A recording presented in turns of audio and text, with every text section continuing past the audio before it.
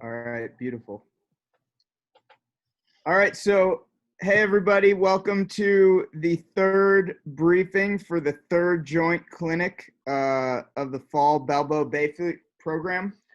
Tonight we have Justin Law, who is a very good friend of mine. One of the major reasons that I moved to Newport Beach. Justin grew up in Newport Harbor sailing Sabbats. He then went on to St. Mary's College of Maryland, where we were roommates. He is a four-time collegiate All-American. Did I get that right? Yeah.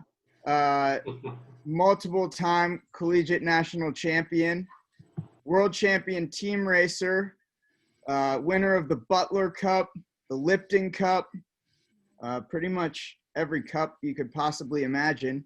And he's here with us tonight to talk about growing up in Newport, sailing Sabbats, what his junior sailing career was like, and some tactics and strategy within the Bay here. So without further ado, thanks, Justin, for coming on. Really appreciate this. So can you first start out talking about your junior sailing career, sailing Sabbats, and sort of how that segued into the rest of your sailing career? Yeah, my pleasure to be here. It's good to see Adrian and Cameron and Brooke, all my good friends, and Aubrey, of course.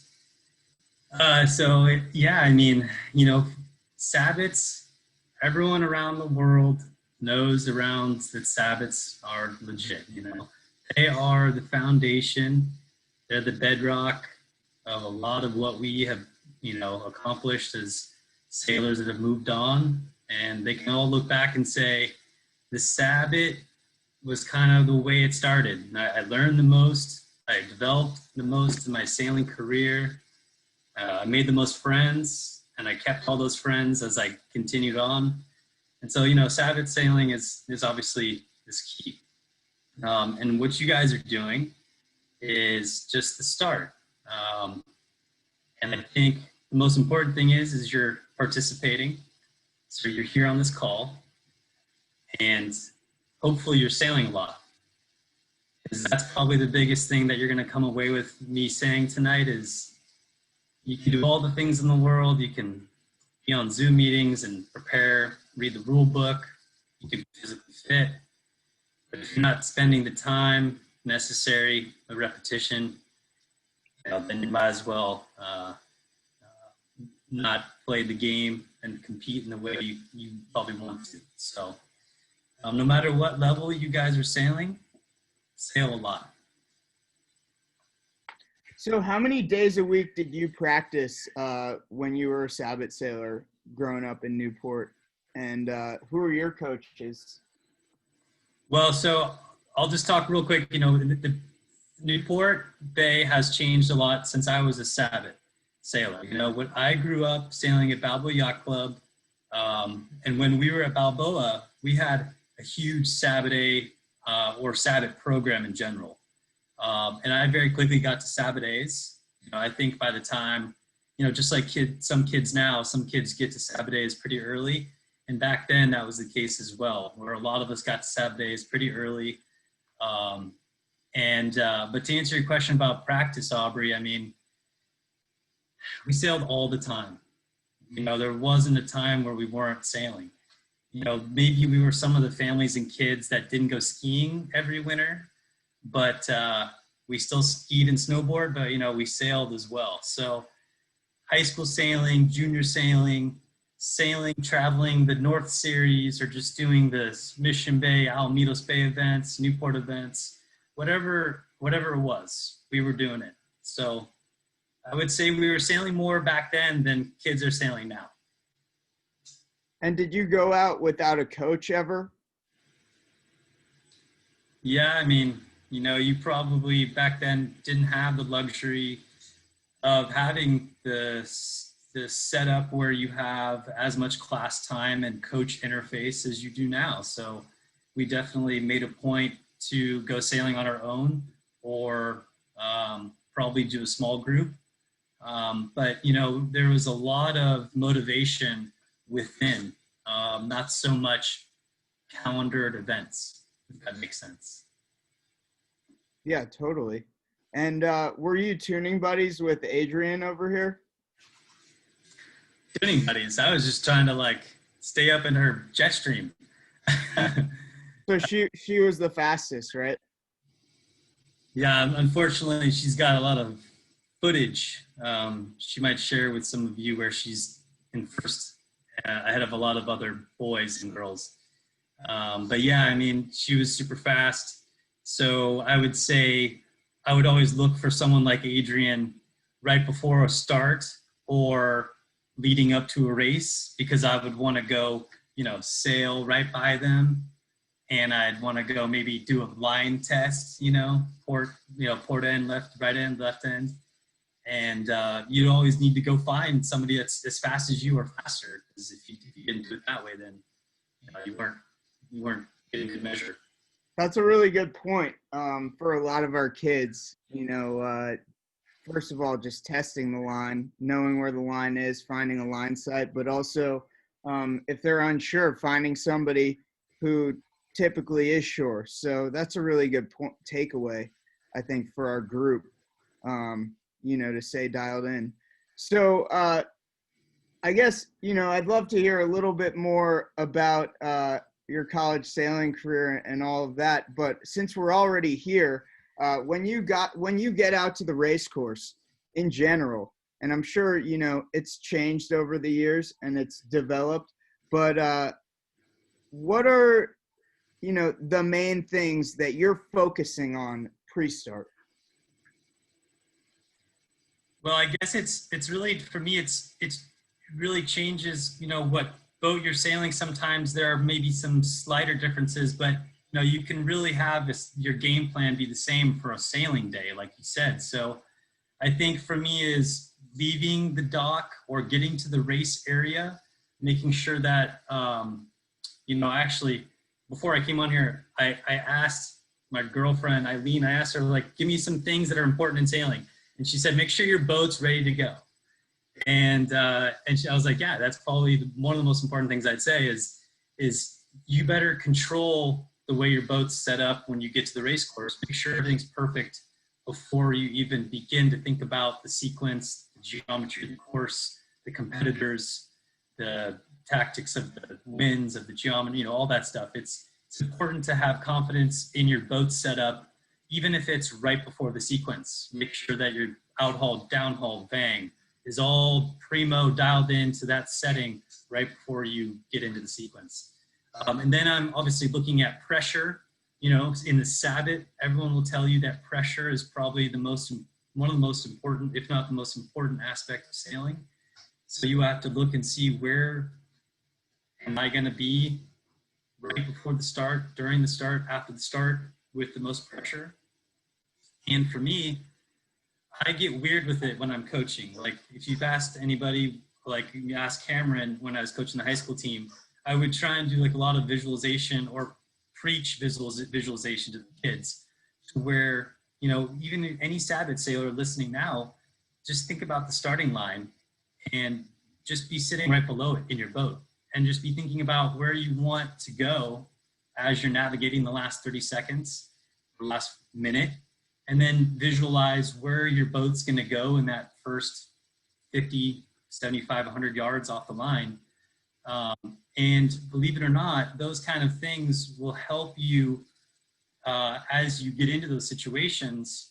Your mind will have been trained about where I want to go, how am I going to protect my hull, what am I going to do. So I've kind of visualized a lot as I get to the starting line as my closing point. I kind of look at the course, the triangle of the course, look at the pressure patches, and then kind of see what's my game plan as I'm getting to the first low mark. That's brilliant. So you're doing a lot of visualization of where the fleet's actually going to end up after the start. And if you start in spot X, where am I going to be in relationship to the fleet? Yeah, I mean, Sabbats, if you're talking about any, you know, besides having boat handling and whatever, I mean, position to position battles and Sabbats is how you're going to become a top level Sabbat sailor.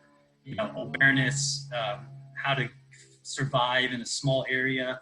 So being able to recognize the patterns of success is important, you know. So when you're looking for line bias, for instance, when you're checking the favored end, what was your go-to move as a Sabbat sailor? Would you sail down to an end and then, you know, point your bow at the mark, see if you were on the short tack, the long tack? How would you figure that out? And how would you suggest the simplest way to break down finding the favored end for our Sabbat sailors? Okay, well, the simplest way probably would be, you know, be near the middle of the line, but most importantly, whenever you're putting your boat head to wind, make sure you're doing it in an area that is not disturbed, you know. And so for me, if I was doing a simple manner of checking the wind and checking the geometry of the first beat, I would go near the middle of the line, go above the line, go head to wind, see where my bow is pointed in relation to the weather mark. And if there's a significant difference, if my bow is left of the mark, I know maybe the wind is veered left at that moment, so on and so forth. So that's a really quick way, because in Sabbat sailing, it's really hard for the race committee to get the line square really far away from the weather mark sometimes, because the wind is shifty and veiny. So especially in Newport, you could have the wind be 15 degrees different at the Dick Sweet. By the time you get to the top of Lido, you know, the wind's swung another 15 degrees right. So, you know, you just have to take that quick face value at it, because then, you know, as you get up the beat, you know, the layers start changing. Cool. And I know I've sailed with you in the Turning Basin. I've crewed for you in a Harbor 20, and we did really well. So I know you know what's going on. And when I moved here, you know, I talked to you, and I was like, give me some local knowledge. What do you do when the wind's coming from Newport Harbor Yacht Club? What do you do when the wind's coming down the Lido Channel? You know, what are your go-to plays? You know, obviously I talked to Cameron too. I see him making faces over there. I learned a lot from Cameron in the office when I was sitting here when I first got here. But what are your go-to plays? And I'm not sure if the kids are breaking it down into those plays enough. You know, but I know you have these. So can you talk a little bit about what you expect to see when the wind is coming from these typical directions, south, west, you know, somewhere in between, all of that? Yeah, okay, so I guess, gosh, man, I wish I were Nate Dunham in this discussion, because sometimes I feel like he preaches it so well. But I'll try my best in the way that I know I can preach it. So there's three primary, if we're talking about the Turning Basin or the 5 points, 5 corners, whatever it's called, you know, for some people, there's three kind of phases of the day, let's call it, right? So sometimes we're lucky enough, or the wind is far enough left, earlier part of the day where it's south or east of south. And so if you're in the Turning Basin and you're looking at Newport Harbor Yacht Club, right, that means the wind is coming from the yacht club or from just left of the yacht club. And so for us Sabbat sailors, we should be able to pick up on that feature pretty quick, right? Where's the wind in relation to the top of the peninsula, right? Is it, you know, dead on? Is it in between? Or is it coming from Lido, right? So when it's coming from southeast, you can expect the wind to be better on the left side of the course more often than not, right? You can expect the new pressure to come in from the left side, as that's the clouds are coming and you know, starting to clear off and go right. So you can expect that the trending part of the day is probably going to start off left with the easterly and trend right with the westerly. But if you start in that second phase, which is a southwest, right? So we might start our day of racing where the wind is coming halfway in between Newport and Lido. It's coming in between, so it's the southwest. Then it's going to be that more finicky atypical Sabbat day in Newport, where it's going to be position battle, tacking on the shift, staying in the pressure. And so I know by what mode I'm in, right, I'm going to change my approach. So let's quickly talk about the easterly, southeast position. I probably know that I'm going to be starting near the left end, right? Because just by virtue of starting on the right half of the line, I'm putting myself at a disadvantage by getting the morning left juice, right? So if that's the case, then I know I have to set up for that left of middle start. Or if it's the shifty southwest condition and we know we're going to be tacking a lot off the line, then you just have to be, you're going to have to be a lot checking, like every minute or so, 30 seconds, check what the wind's doing and make your game plan at that last minute or so and be leveraged either, for me personally, I would be boat middle or pin middle, because that gives me the option of controlling the boat middle with some aggressive space or the pin middle. And I have options to either bail out and have freedom on either side of my board. Does that make sense?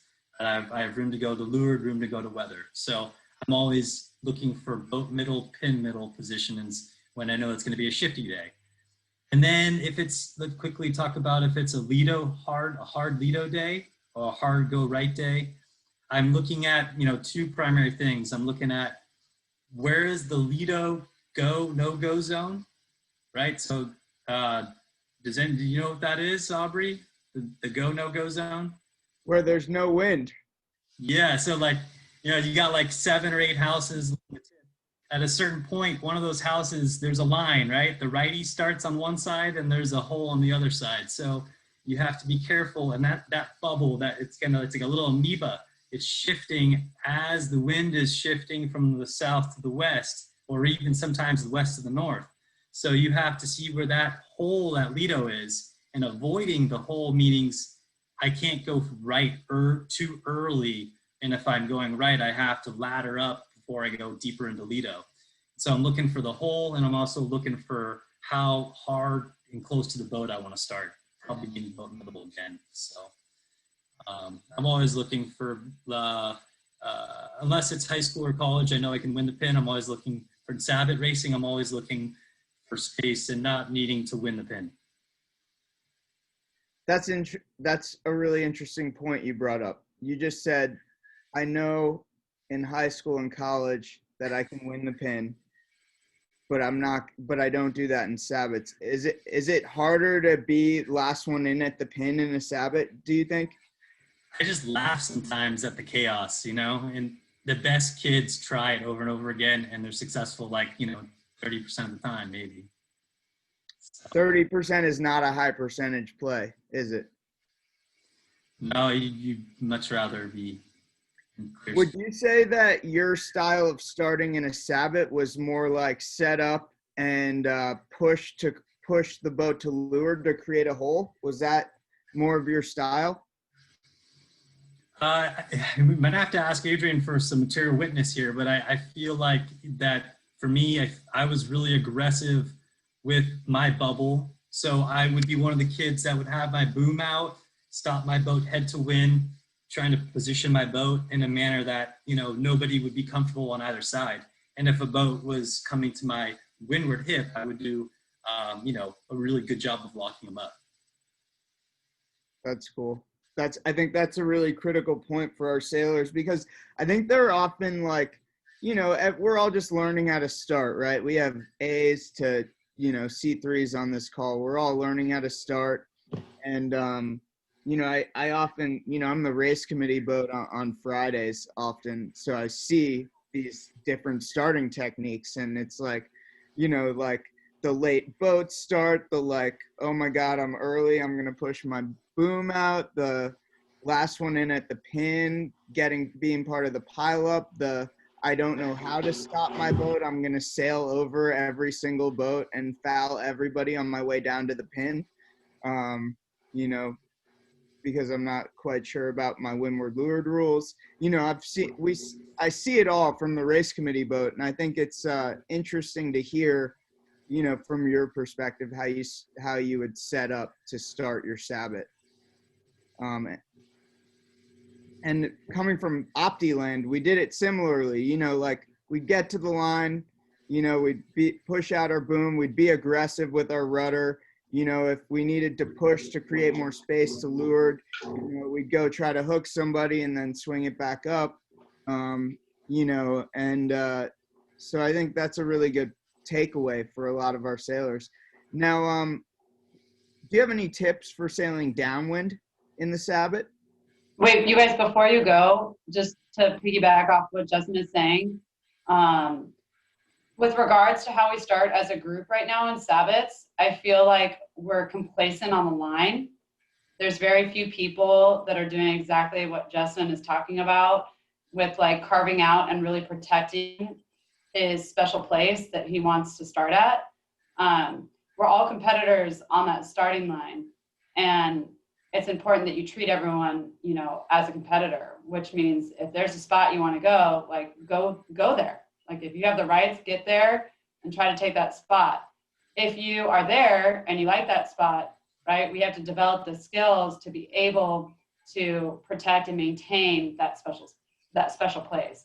So that means whether it's like, you know, taking that guy up hard to weather with main in, tiller away, and really shove him up head to wind, but then knowing when we have to put that bow back down, keep the sail eased. And Steve talked about how keeping that boat on that reach angle really helps minimizing the drift. Like the more you're head to wind, the more you start losing your steering and things get iffy. So you have to know when to really like play hardball, and then when you can put the bow down, keep the sail eased, create more of a hole when your boat's more on the, you know, on its reaching angle with the sail eased. So I think as a fleet, we just need to keep pushing the starting line more with our competitors and creating more space, not just getting there, luffing, and then hoping for the best. Agreed. Totally. Justin, I thought you did a great job summarizing the southerly, southwesterly, westerly trends. One thing that I'd like you to talk about a little bit is mooring sailing, or you know, now that we typically don't have marks up in the mooring field, we still go through the anchorage, and that's super variable. So how would you approach a windward beat with moorings or obstructions like that? Well, I mean, you know, it's going to be a tough one, but I think you have to size up, really figure out, if you can, identify the mark clearly before the start. Mm-hmm. Too often as Sabbat sailors, we're complacent with thinking that we know where it is, or it's, you know, like we're sure but unsure. So make sure you get a good eye on it, stand up in your boat, right? To weather the starting line, because you want to be able to scan, you know, that approach, what you, like I said, your visualization, what that last 150 yards might be. No matter what the wind is doing, if it's a lefty, righty, it's windy, it's light, you're still going to be able to visually plan your approach with your boat. So that's important to get eyes on the mark, because I still, like Cam said, if it's in the mornings, I'm still thinking about, okay, you know, I'm probably going to be on starboard ley line early, right? Because that port boat is close, you know, that mooring on the port side is close, whatever. But, you know, in terms of big themes or lessons for the moorings at Newport, gosh, a couple things for the Sabbats. I mean, you have to realize when you sail underneath a moored boat, you're going to go into, like, you know, island, you know, paradise. And it means that there's no wind for a while, right? So you better ease your sail controls, you better lean in a little bit, you better put the bow down, and you better, to be ready for that vortex of wind, to be shooting around the boat, because every single one of these moored boats has a weird wind thing going on where you get headed and then you come out the backside and you actually come out strong again. So it's important to take advantage of that transition, whether it being light or windy, from a boat handling side, to take advantage of those lanes, because, you know, people are gonna shoot some ladders in the moorings a lot more than they are in the open field in Sabbat sailing, you know, in a live course. So another thing is obviously hitting a side a little earlier, and then playing micro shifts on that side versus crossing the course is obviously important too. So, you know, pressure, planning ahead, adapting to what's ahead of you, you know. Do you have any tips and tricks for the Lido channel for our C3s that race pretty much exclusively out there? Well, it's a great place to sail. We know that when the westerly hits. So for me, I think the hardest conditions for Lido kids is the morning or earlier part of the afternoon, where it is that southerly or southwesterly, and you're sailing right into the peninsula. And I think if you can be super heads up on the way the pressure rolls through the streets, because I feel like it's almost like an Alamitos Bay effect in there, where you literally get waves of pressure coming through the streets, you know, as you're looking up the peninsula. So I think figuring out where those pockets are, I've always found to be really advantageous, you know, and not sailing out of them and staying in them. And then, you know, in a typical Lido day, gosh, I think you can't go right early enough, hard enough from my perspective sometimes. And taking little micro mini tacks back to your favorite Lido dock is going to be cool. You know, I always loved being able to out tack somebody and get to the right of them. And I'm like, ooh, here we go. I got the Lido lift on you, you know, here we go. Even if it's like 5, 10, 15 feet of leverage, you know, you come across, you leave out someone, you go to the right, you know, you get bow down, you tack, and then you're ahead of them again, right? So my hands don't make sense, I'm sure you guys. But the point is, positionally, you can gain a lot there, I think, on that righty. Brooke, is that good? Yep, perfect. Thank you. Yeah, tricky place to sail. Hey, so that was beautiful, and thanks to my other coaches. So we're gonna wrap it up soon. I guess the last thing I'd be interested in is, do you have any tips for sailing downwind? Go-to tips, even Sabbat technical, Sabbat specific, whatever.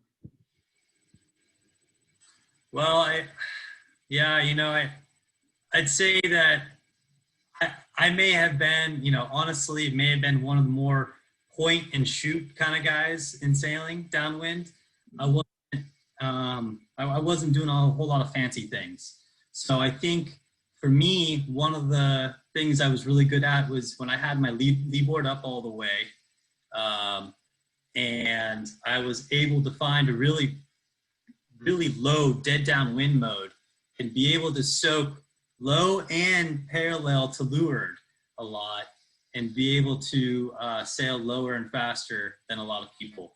So I think that's a mode where if you're a higher level A or B sailor, you can maybe get there. Maybe Cameron and Aubrey can speak, and Adrian and Brooke can speak on the technical aspects of that. I felt like that was something I was always better at, sailing lower than people. I don't know how I was doing it. Maybe I'm not explaining it well enough. But yeah, I think board up for me was really cool. And then the transition too. So knowing the transition of what angle you're sailing, when the board goes down, when the board goes up, I think was really key. I think I got a lot, people sailed around me a lot inside of sailing by that transition. And sometimes it was current, not realizing how my boat was being pushed sideways and I wasn't making enough forward progress and things like that. So I have a tip on some downwind sailing really quick, just for speed wise, because I sailed the same way as Justin, really low, board up. The key is I held my main sheet and my tiller extension in one hand, my backhand, and my front hand was always holding the vang.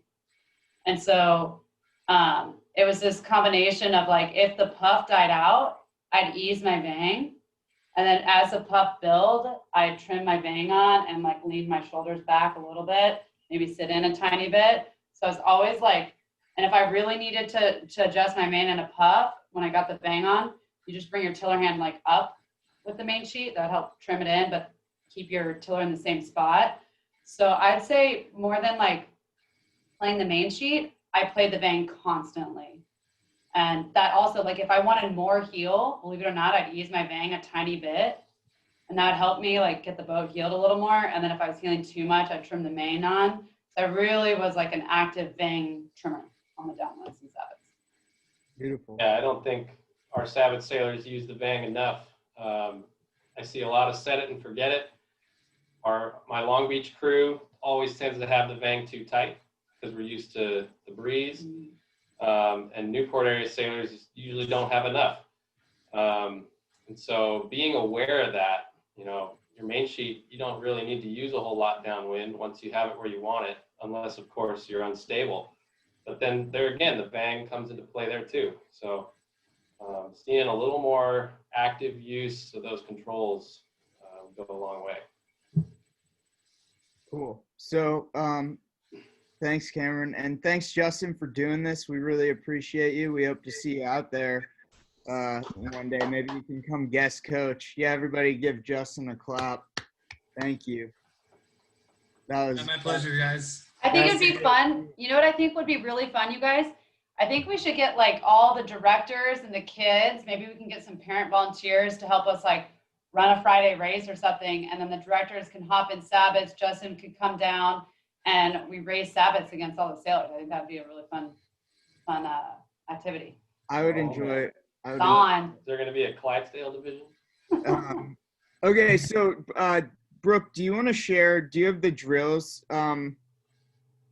Justin can go, right? He doesn't have to sit down. Yeah, Justin, you can go. We're going to share our drills for tomorrow. Thank you so much, man. We appreciate you. Have a good Thank you, night, guys. Justin. Thanks, Good day. man. time. That Take was care. brilliant.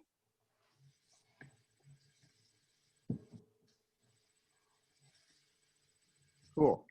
So we're going to go over the drills for the joint clinic tomorrow.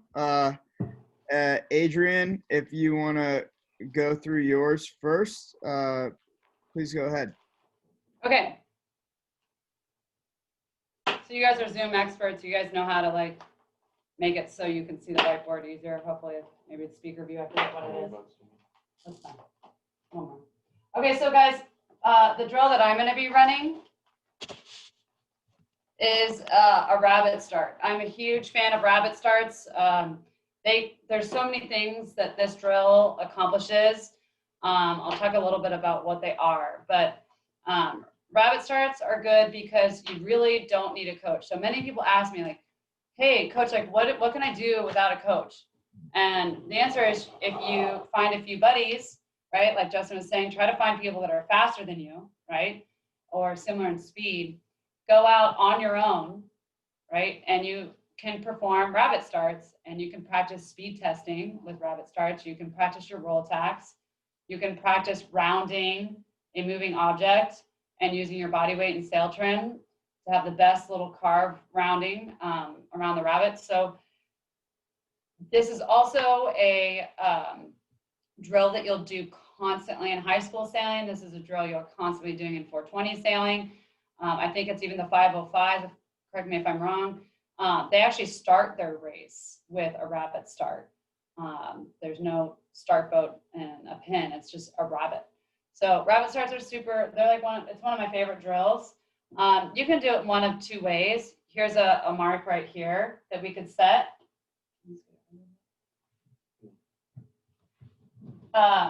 And what we'll do is we'll say we're going to say the red boat is going to be a port tack rabbit.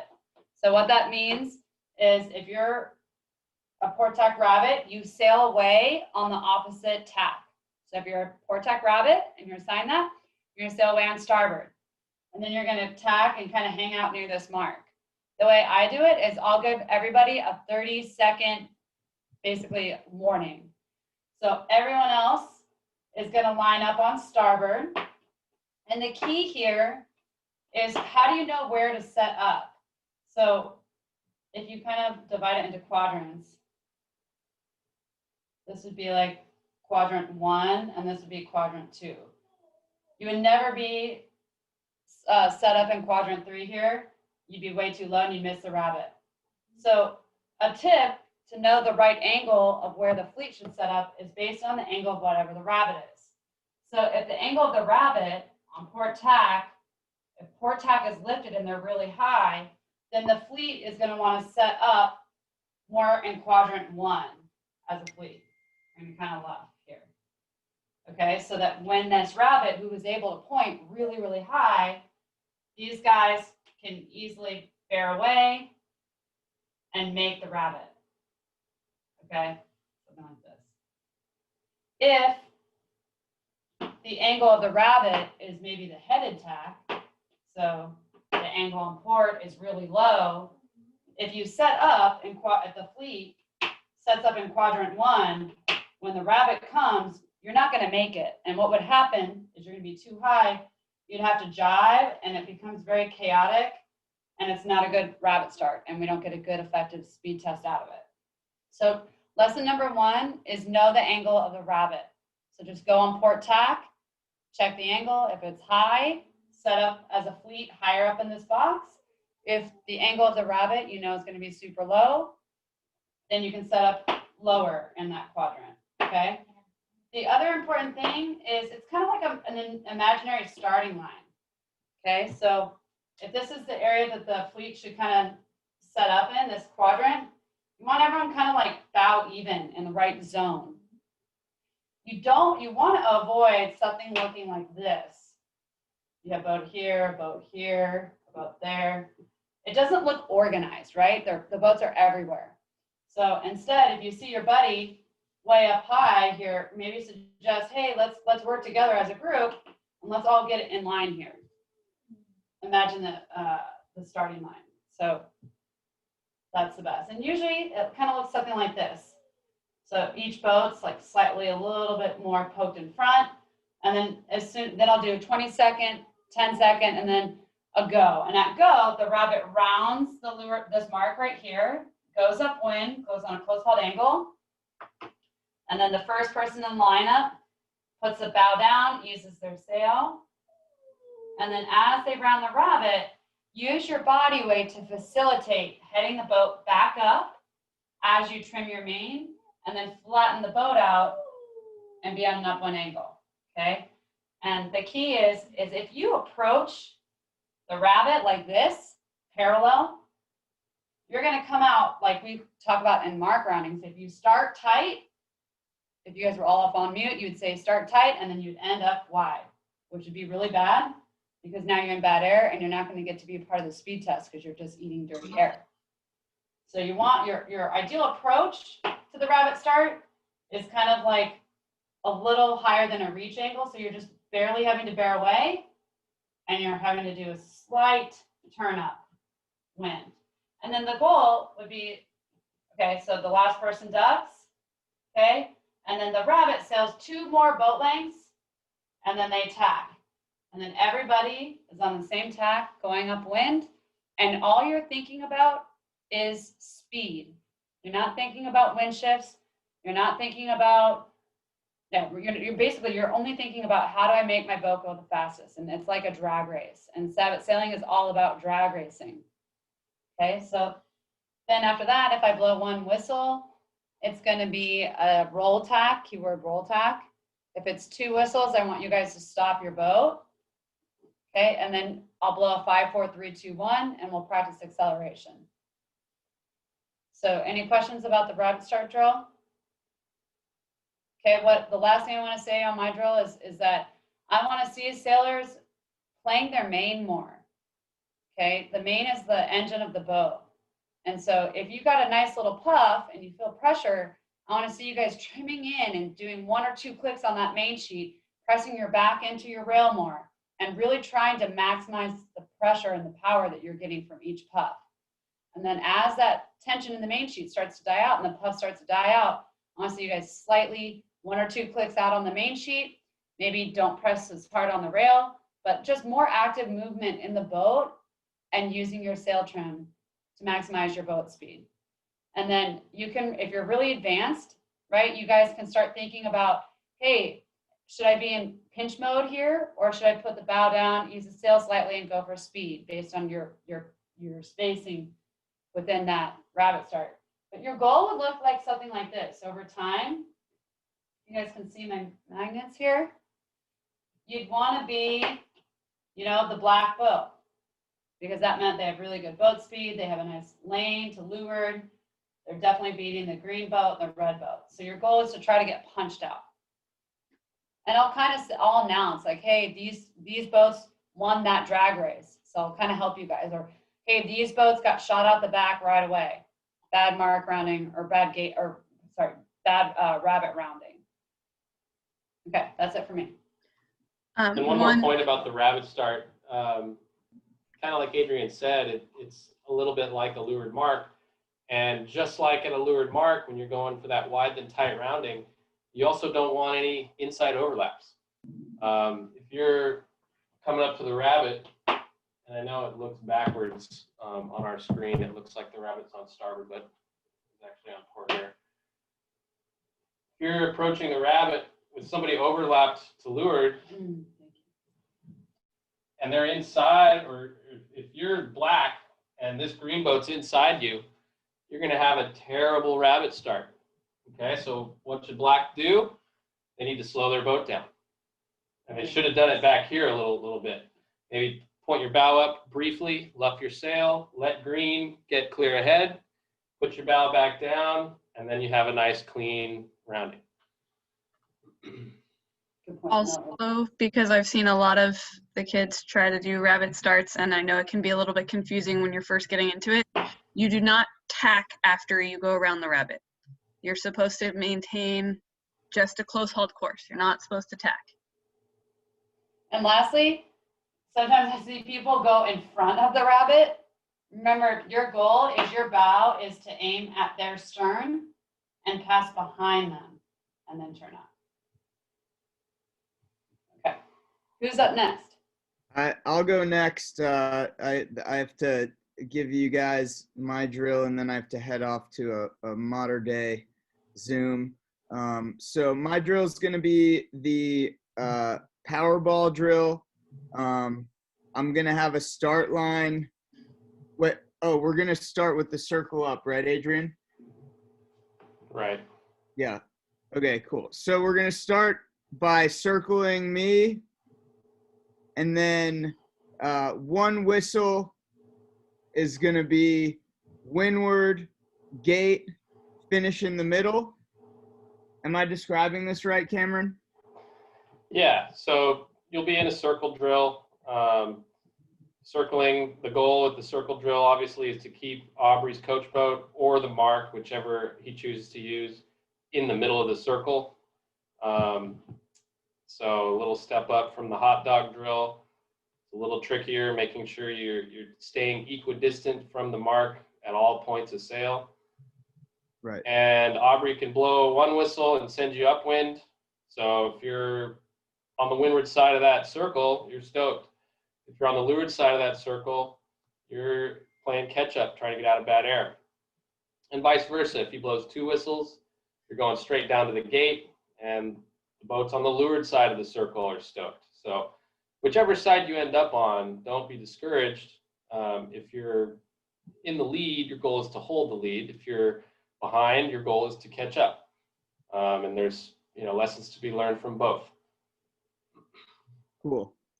So yeah, so there will be a gate, a weather mark, and a finish line set, and so we'll do that drill, and then if the two whistles get blown, you'll race to the gate and then back to the finish line. I'll either be in Blue Star or a BCYC rib, depending on if I'm able to use the rib. I'd like to be able to. But super excited to see you guys tomorrow. I'm going to turn it over to Cameron to go over his last drill, even though he just helped me go over mine. I think Cameron's kind of the mastermind behind a lot of these. Thanks, Cam. No problem.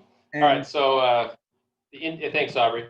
Yeah, the Indian run drill, pretty simple. We're going to start with the follow the leader. And the goal in the follow the leader drill is to stay within a boat length of the boat in front of you and stay single file. Be prepared for the coach boat, the whole line to slow down and speed up. So be ready for that. You need to be watching 2, 3, 4 boats ahead of you to see what's going on so that you can make any adjustments you need to make in time. So you stay in line. If you're having to break the line to avoid a collision, then you did something wrong a few steps earlier. So make sure you're thinking ahead. When I blow whistles, one whistle, and the whistle is only applied to the lead boat, the boat that's right behind me. So one whistle, the boat's going to roll tack and go to the back of the line. If you hear two whistles, you're going to roll jibe and go to the back of the line. And the goal with this is to practice your timing, practice your maneuvers, and get right behind that last boat. So you're not going to want to let that last boat get by you before you start your turn, because then you'll end up with a big gap ahead of you. And that's about it. We'll probably reach, go for a close reach. We'll go for a beam reach. We'll go for a broad reach. And it's a fun little drill. So the A's and B's will start off with me doing the rabbit start, and then the C1s will start with Aubrey, and then the C2s will start with Cameron, and then we'll rotate from there. All righty. Does anybody have any questions while we're all here? Feel free to unmute yourself and speak up.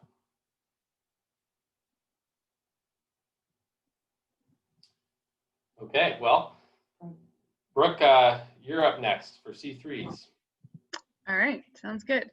So we're gonna do some similar drills to the other groups. Let me just share my screen right here.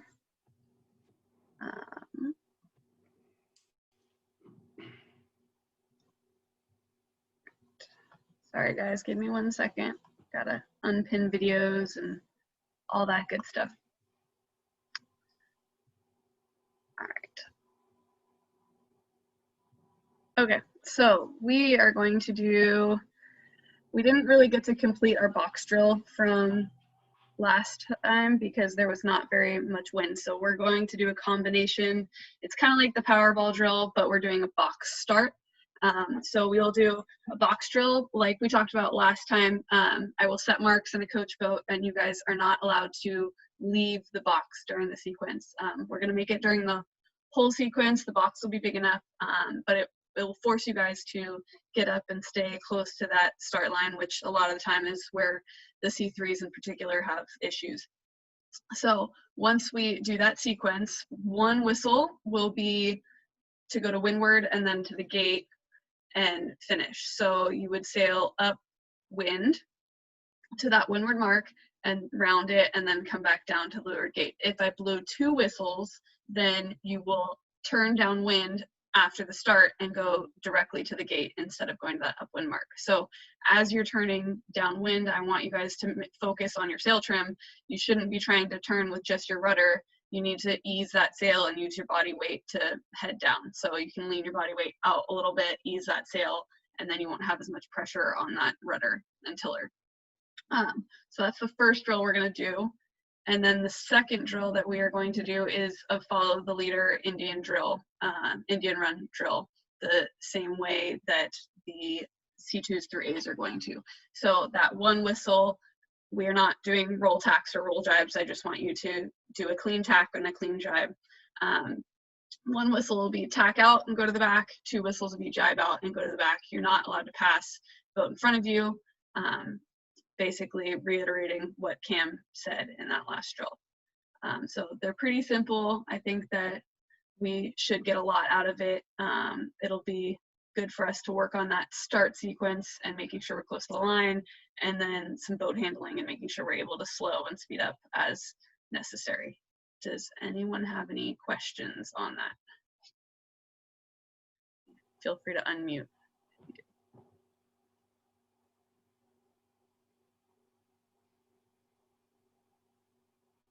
All right, well, thanks everyone for attending tonight.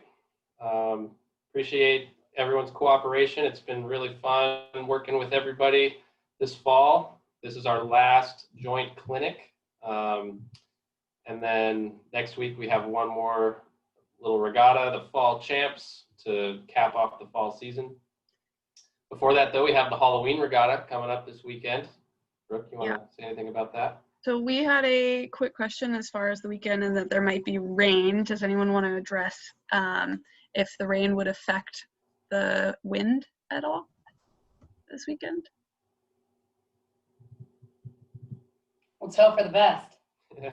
Rain or shine, baby. Yeah, we're doing it rain or shine. Halloween regatta will be really, really fun. We're going to have distanced trick-or-treating.